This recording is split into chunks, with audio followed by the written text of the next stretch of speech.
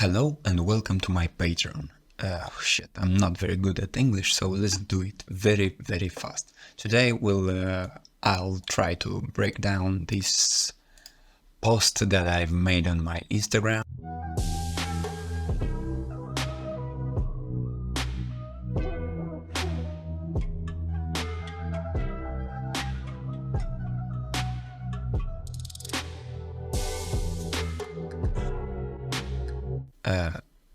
Yes, I like my own posts. So, to begin with, I'll need a Mixamo character. So, in Mixamo, you have to upload your character or just choose one from there. I don't know why I just had this one and used it, but to do that, you need to hit upload character and just drop it right here. Wait until it's uploading, and then you wait for Mixamo to process your character. Just a moment. Yes. Next, and you need to put your chin. You basically have your tutorial right here. So, yeah. It doesn't matter if your hands are T-pose or maybe a little bit down, like in my case. You just can use it how you want. And hit next. You choose your fingers, but it really doesn't matter in our case. So, next you have your character. You just search for your animation right here. And I think I used this one. I put overdrive to 0 because it was moving too fast, and the simulation wasn't going to work too well. Then you hit download. FBX is okay, 30 frames per second, because we will increase our frame rate using Topaz Video AI. And keyframe reduction, I put it to uniform, then download. After you downloaded your character, you just drop it in Cinema 4D. You don't need materials for that. Hit OK. I'll delete this camera because I don't like it. So, what's next? The problem is that we will need to change our animation for our character.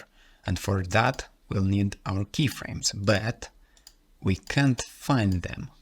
So, to find them, you need to go to takes, select Mixamo and uncheck this thing right here.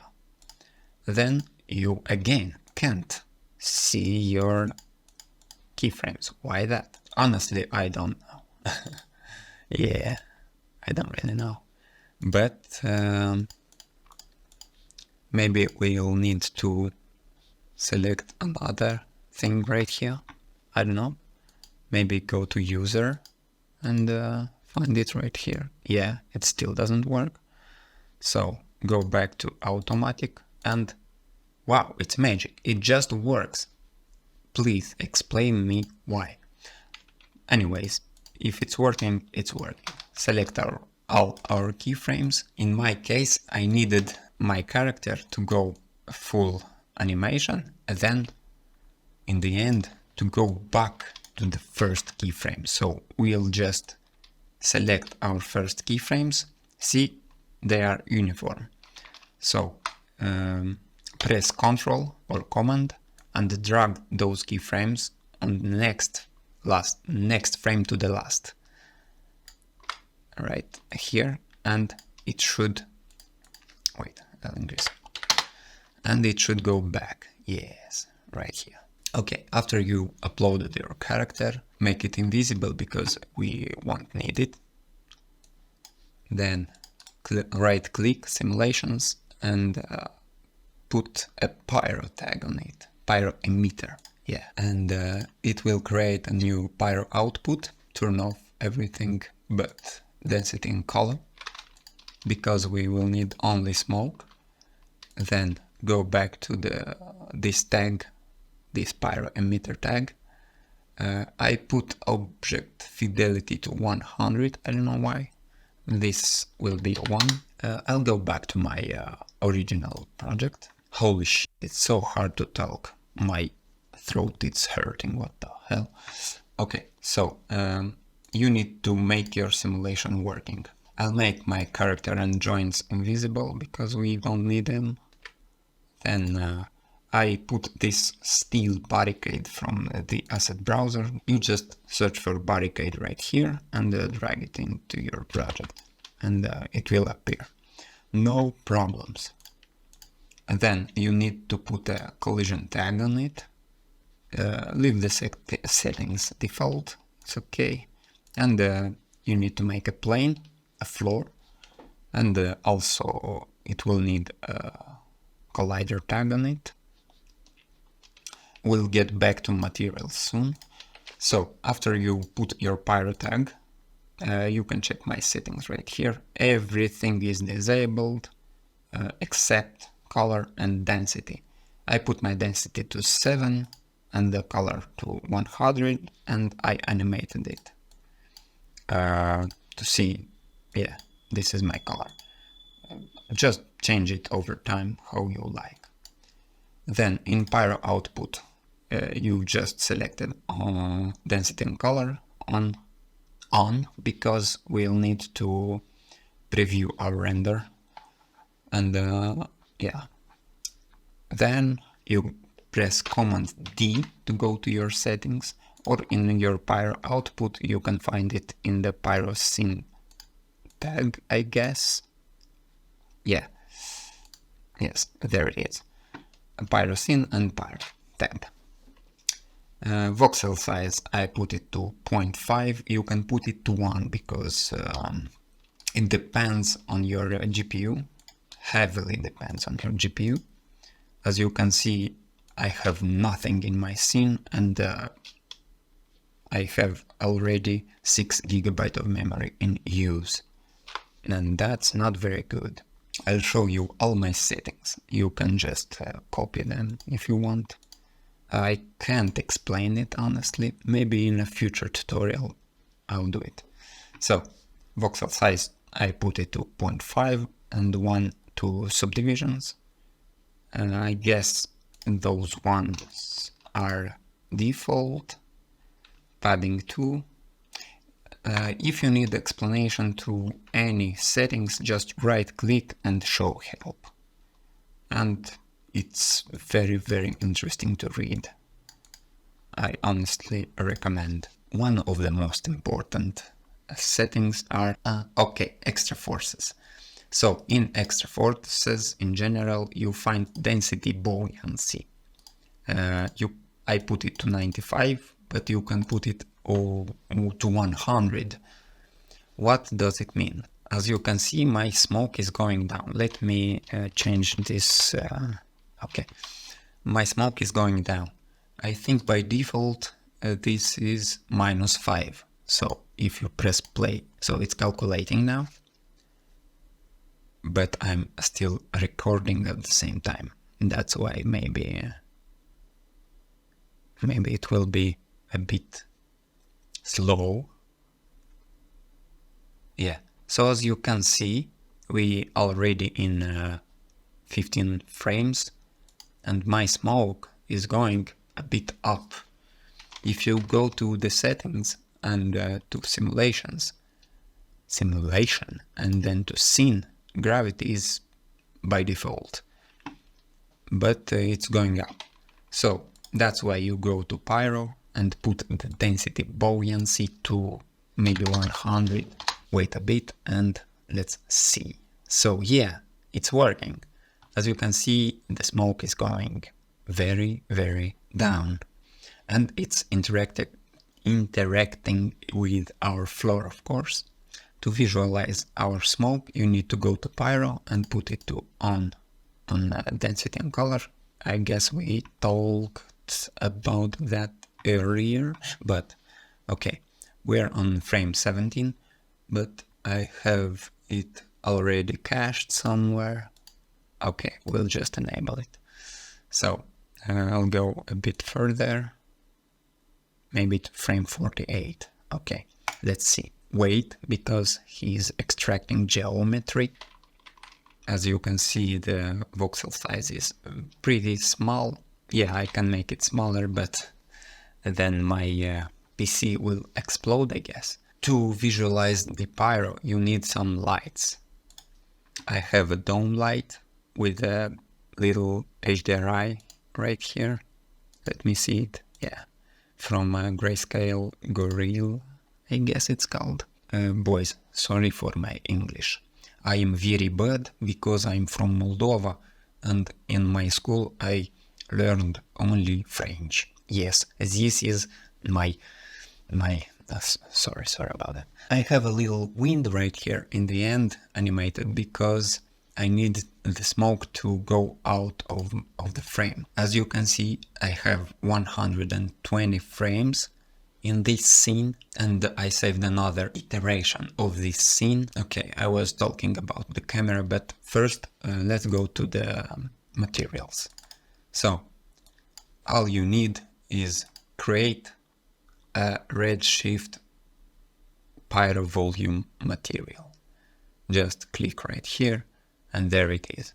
At basic settings it will do pretty much nothing, I guess. Let me see. Let's go back to frame 48. So we cached it. How you cache? You just go in your Pyro output, cache, and cache scene, and it will be cached. Select your output and cache. Okay. As you can see, I have a little glitch right here, but it's not bothering me. I think it's only for 2 frames. I don't know why. It have some empty voxels right in the middle of the scene and it won't cache it. I don't know why. But anyways, maybe you will be more lucky and it will work for you. I also animated this barricade to go left to right when he's jumping, but it's another theme. So to visualize your color, you just go to your color channel and select Pyro output color. Let's see if it works. Maybe I'm wrong, I don't know. And one more thing, here on my Patreon, I'm not a teacher. I'm learning with you guys, so you can just watch me testing things and repeat the final result after me. So yeah, what have I done in my material? Let me apply this, my old material, to the character, to the Pyro, and see if there's any changes. Yes, it looks a bit more vibrant, and you know why? Because I go here to the settings and apply a little lot also from GSG. It looks a bit different with it and I like it. I put the strength to 37, you can put it to 100 and yeah, 0.37 should work for us. Scatter is 0.6 for me. You can play around, put it to 2 maybe. It will scatter more light from your source. Also about lights, we'll talk in a moment. Sorry that I'm jumping from one moment to another, but yeah. So scatter coefficient to 2.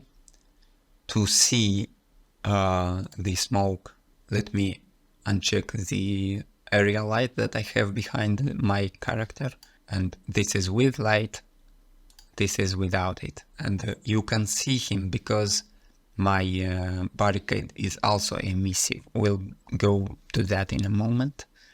Okay, so without my dome light, it looks like this. But with it, it looks like this. About absorption, this is by default working perfectly for me.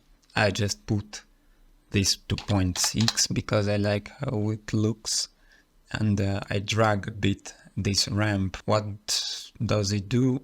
It just make it more dark, I guess, and it removes some details from our smoke, as you can see. It depends on your taste, of course, but I like it around here. Yeah, I think we're done with material, with Pyro material.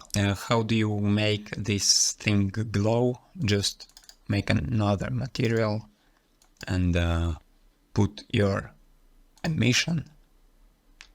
to a higher number, like 10 for example. Whoa, looks good on 10, but I leave it on 5. Let's go to my camera. Okay, and let's talk a bit about it. As you can see, the camera just rotates around this point, this center point. Why? Because you need to make a null object, put it where you like. I put it in the center, then you drag your camera in that null and animate the rotation on h-axis, and it may crash. I forgot about it. I stopped my render view because it was going too crazy. So after you animated it, the camera for 90 frames in my case, I needed it to go a bit wild, a bit handheld. But how do you loop that? As you can see, my camera rotates only 180 degrees. But how did I make it to go from 0 to 360?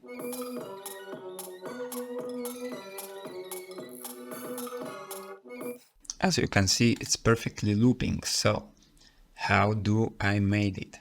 To make it go handheld, you need to drag your position and rotation in the drop zone from GSG. Let me show you on another example. Let me duplicate this camera and select it. I'll go back to frame 0 and I'll delete those rotation and position tags from GSG. Just put this position right here, add a noise modifier, and then right here I put the settings pretty much randomly, like strength to 19, variation to 555, let's say, and the loop point. This is the most important thing. The loop point will be 121 frames because we don't want the first and last frame to be the same. Then I'll put the speed to 0.5, I guess, and the bias to 12 maybe.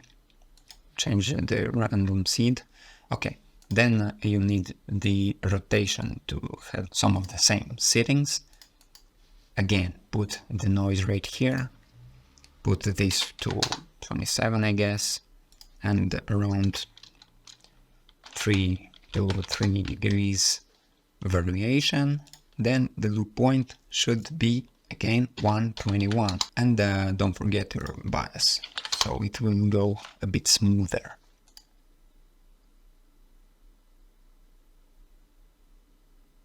Yes, so our last frame is at 180 degrees. Then you duplicate this thing and change the animation of your H rotation at frame 0 from 180. Don't go to your last keyframe, go to the keyframe 90, because that's what I've made, and put this to 360 and check it. Let me okay. As you can see, my last keyframe from my first camera is the same as my first keyframe from my second camera. Yeah? Did I explain it right? Let me do it one more time. So, my last keyframe from the first camera should be exactly the same position as my first keyframe in second camera. And my last keyframe from my second camera should be exactly the same as my first keyframe from the first camera. Yes, that should be right. Okay, so now that we're done with the cameras, you will have to render twice and maybe make 2 different simulations for the Pyro. At least I did that with 2 different color animation in the Pyro tag. It's pretty easy. Let me explain. This is my second scene and this is my first scene, where the background is black in the first one and the background is white in the second one. Also, the Pyro thing is colored differently. And why did we put the first keyframes of our character as exactly the same as the last ones? Because we need our character to go back so our smoke disappears at the end, yeah? I think my cinema will crash very, very soon. Please don't do that. Okay, we have 31 minutes recording, but I hope I will delete like half of it because I'm just talking shit to you guys. Sorry. I really love you. Yeah. My cinema didn't crash. It's very, very good. So how did I make this background to be so one color? Basically, you need a dome light that doesn't have any diffuse and volume. Its color is white. And for the floor material, you need a standard material. And in my case, I just put the reflection to 1 and roughness to 0.2. Then the emission goes to 0.3. If you make it slightly different, then you can see a line right here in the render view. Let me show you. Let me make it more obvious. Let's put it to 0.9. Okay, this is the line that I was talking about. I think this is all for it. Oh no, it's not all. You thought you will get rid of me so fast? No. So, for the output, for the render settings, just don't forget to choose the Redshift renderer. I have also Cycles 4D that I used like 3 years ago last time. Okay, it doesn't matter. I usually save in OpenEXR at 32 bits per channel. I enabled my LUTs in the post effects, the most important settings. I think you will be in the basic mode. Here I choose very high, then I enable these things right here. Then you go to advanced. Wait a minute. I hope you can see my mouse. Holy shit, don't tell me you can see my mouse. Oh no. Okay, it's my first try, so I'm sorry. So I put my progressive passes to 420, the threshold to 0.003, and uncheck automatic sampling because it will look very, very bad. I uncheck random pattern noise. Then in the denoising tab, the bucket, I put it to 0 because I don't want to wait for it to denoise every square that it's rendering. Next, I enabled motion blur. I think this is all default. And the global illumination, I put it to brute force and 64 rays. And in the system, I put the bucket size to 256. And I think that's all. Just don't forget to make your character invisible and also your joints. And I guess it's all you need to know about this scene. So let me quickly review what I had said in this video. First, you need your Mixamo character. And then you upload it to Cinema 4D. You copy the first keyframe after the last one. Then I guess you need to put a Pyro tag on it, and you uncheck every settings except the density and color. By default it's surface emitter, but I leave it on volume because I want more smoke. You can put the density higher, like 50, and it will do some amazing things. It will look like ink in the water, but I like it like 7. Then you go to your render settings. Don't forget to choose your voxel size. The most important things is extra force, density buoyancy to 95, and vorticity strength, also I forgot about it, put it to 0.1. That's why you will have less details in the smoke. It will look much smoother. Also, I put the turbulence to 1, and I think, I don't know what I had changed here. Just play around with those settings. Let me see. What are the defaults? Yeah. So I put also the initial octave scale bigger, because I want them to be bigger. Also go to combustion, I don't fucking know how it's called, and put it to 0 because you don't really need it. Dissipation also, one very, very important setting. I think it's 7 by default, yeah, and I put it to 17 because why not? Also the smoothing, by default it looks like this, you don't have any smoothing for the density, but I put it to 19 and the smooth factor to 42 because I love this number 42, it's very good.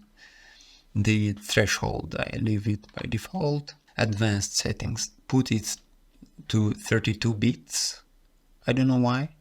I think it just looks better. Let me see what does it mean.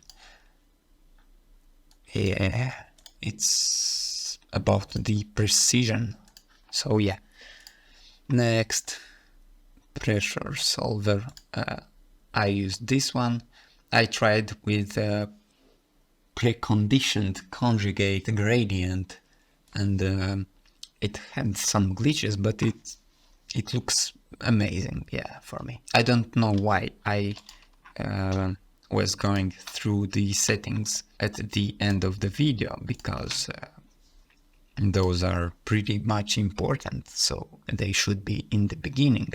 But at least you watched it till the end, yeah. So that's it, guys. See you next time, and thank you for supporting me. Bye bye.